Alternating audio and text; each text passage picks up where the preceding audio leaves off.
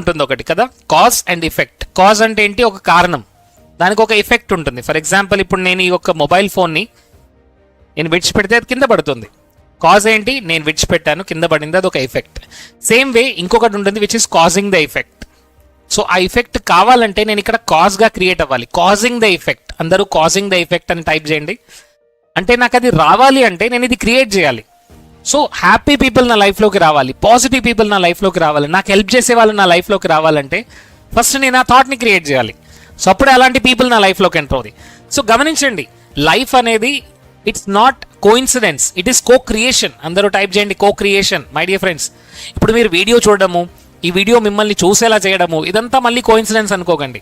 మీరు ఈ వీడియో చూస్తున్నారు, మీరు ఈ ఛానల్ని ఫాలో అవుతున్నారు, మీరు ఇలాంటి మంచి కాంటెంట్ చూస్తున్నారంటే it is a universe plan. Somewhere మీ గోల్స్ మీరు అచీవ్ చేసే ప్రాసెస్లో ఉన్నారు, సమ్వేర్ మీరు ఒక హయ్యర్ వైబ్రేషన్లోకి వెళ్తున్నారు, అందువల్లనే ఇలాంటి వీడియోస్ మీకు కనబడుతున్నాయి. ఇవన్నీ, ఈ వీడియోని మీరు కోఇన్సిడెంట్గా చూడట్లేదు, మిమ్మల్ని కో క్రియేషన్లోకి తీసుకొచ్చారు.